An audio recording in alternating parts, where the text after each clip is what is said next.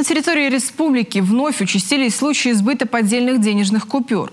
Только за сентябрь и октябрь текущего года силовики изъяли 11 банковских билетов номиналом 5000 рублей. Выявленные подделки в основном невысокого качества, их вполне можно отличить от настоящих. Почему же они попали в оборот и что грозит сбытчикам, в рубрике «Полиция сообщает», расскажет представитель МВД Вера Железцова. Колоссальный рост безналичных платежей, постоянная модернизация системы защиты банкнот и усиленное информирование населения о способах выявления подделок сильно сократили количество фальшивых денег. Однако до сих пор никто из нас не застрахован от липовых купюр в своем кошельке. Поэтому нужно быть предельно внимательными.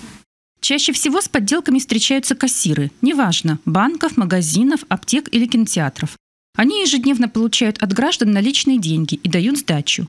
Именно от их внимательности зависит, пойдет ли банкнота дальше, или сбытчик будет выявлен на месте.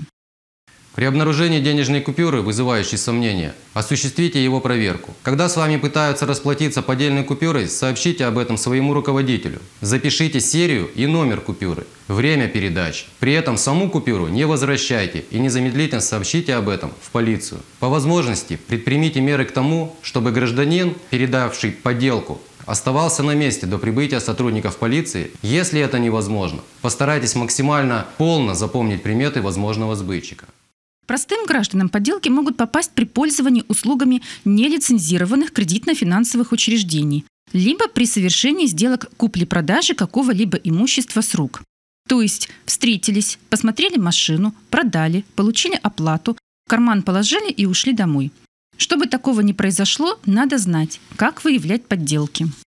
Чтобы определить подлинность денежного билета, если он у вас один, необходимо посмотреть на него в целом. То есть определить четкость изображений, нет ли каких-нибудь смазанностей. Далее смотрим на элементы оформления денежного билета. Самым явным является герб. Если посмотреть на него под наклоном, он должен менять цвет от зеленого к фиолетовому. Следующим надо посмотреть рельефность изображений. Есть ли рельеф на надписях «Билет Банка России», 5000 и метка для слепых. На оборотной стороне имеется защитная нить. При обращении она отслаивается от бумаги и получается вот такие просветы.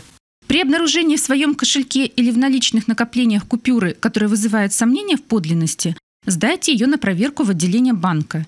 Ни в коем случае не пытайтесь избавиться от нее путем оплаты товара в магазине или обмена с другими людьми. Это будет считаться сбытом. А сбыт поддельных денег – тяжкое преступление с наказанием в виде лишения свободы сроком до 8 лет.